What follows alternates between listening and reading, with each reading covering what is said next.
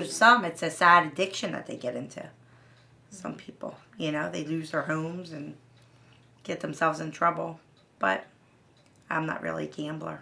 One of the agreements of building the casino there was that they had to give the residents of Ben Salem money for allowing the casino to be built there. So every homeowner in Ben Salem gets a $300 check every year.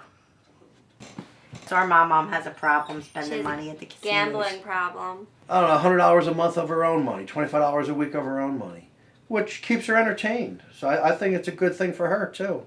4 days a week she went to the casinos, and she wouldn't come home until 6 o'clock in the morning. My 80-year-old grandmother coming home at 6 a.m. and then she has a boyfriend. Coming into my room. Oh, I don't know what to do. I spent too much money. I need money from you. She used to say, I need to sell my body or something. Oh. And I would just give her the money. And then she would try and cheat me. Yeah. No. Casinos affect you any, Dave? Not at all. I think it's a great asset to my neighborhood. The casinos are. I'm a Ben Salem committee man. I'm happy with the casino being here because it takes a lot of money that was going to New Jersey and it keeps it in the state of Pennsylvania. Everybody I talked to wanted the casino.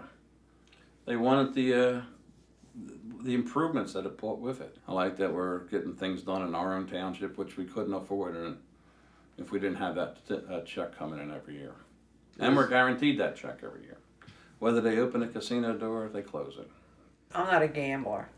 I had to work too hard to get what I have.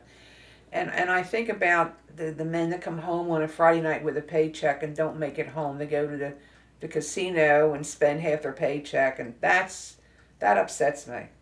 What can I do about it? I mean, it's giving jobs to people. It brings in an element that we never had before. A lot more traffic. Prostitution, I think, is up. The whole world's going down the drain, in my opinion.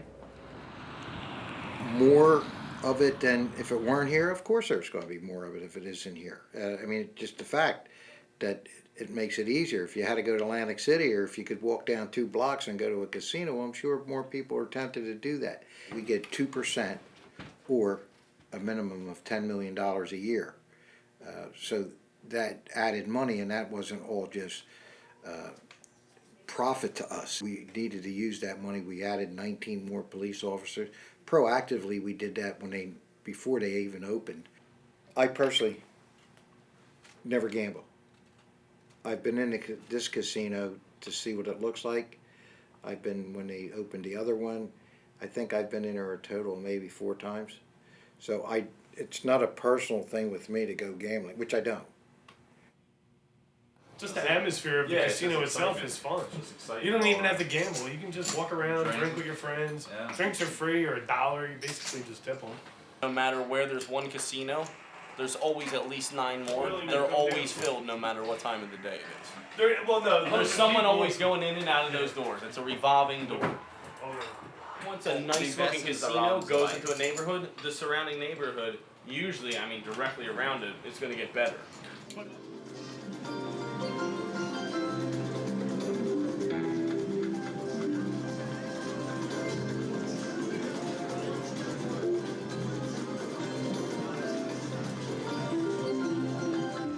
Go around and just say why you came out today. What's your name?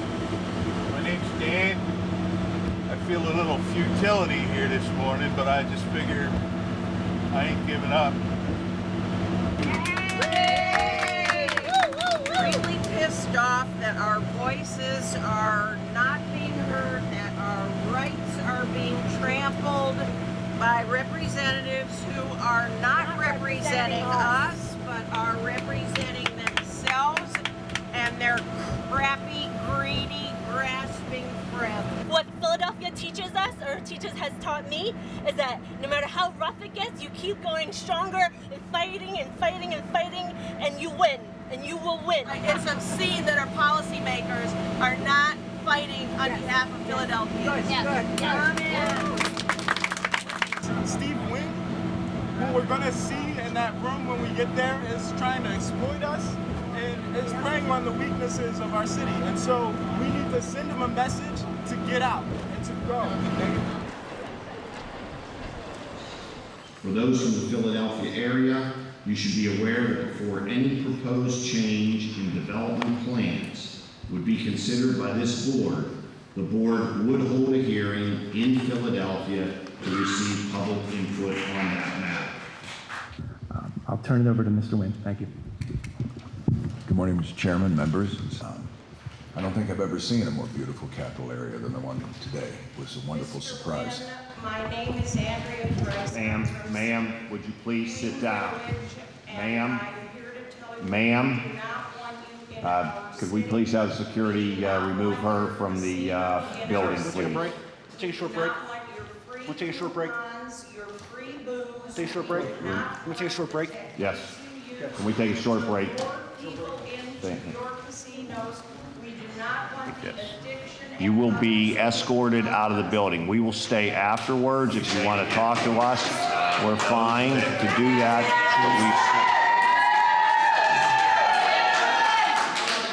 Voices have been ignored and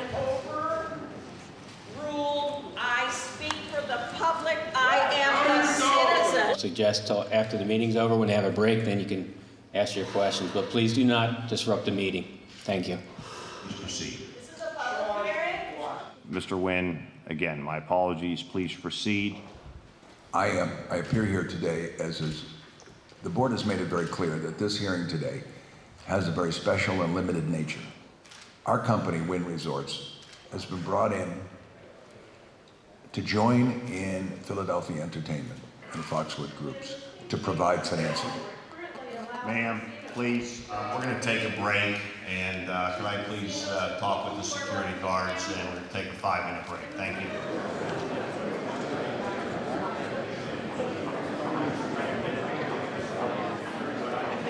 At least sunny in Harrisburg. Right.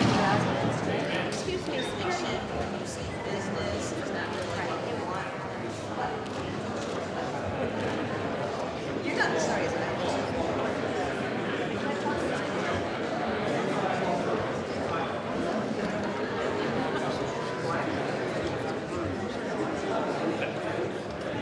Today, we're going to have order in here, and if we're not, you will be escorted out and you will be arrested. As I mentioned earlier, I would like to comply. Sir, please sit down. You will be escorted out and you will be arrested. Could you please be escorted out? The people have never been given a voice in this decision that was made by the government.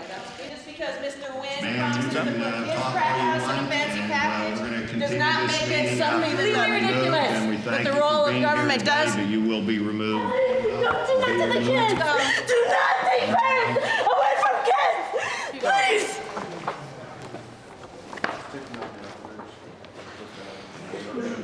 Well, we came from Philadelphia to make sure that our voices were heard. It's a public hearing, and the Gaming Control Board has a history of excluding the public from this process from the very beginning when they passed the law in the middle of the night, 4th of July weekend, to today when they don't want to hear the public's opinion because they know that we're opposed to it.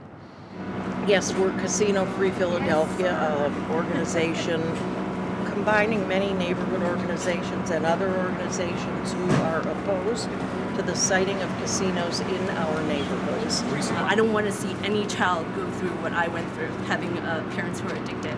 And so I know that casinos will have a detrimental effect on Philadelphia. And I'm going to do whatever it takes to stop this from harming any more children.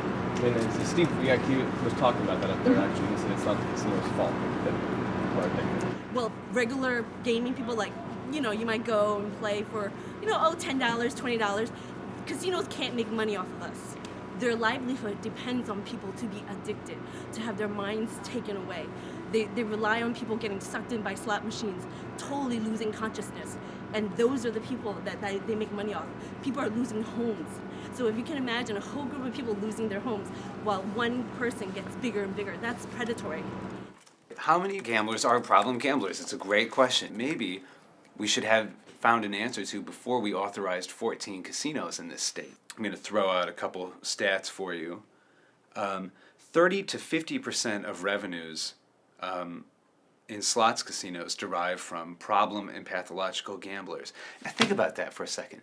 30 to 50%.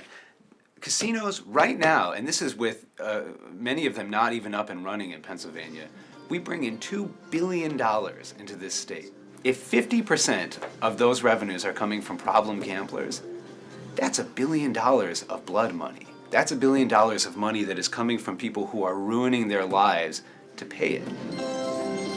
It's for policymakers and it's for the public to decide whether that's acceptable or not.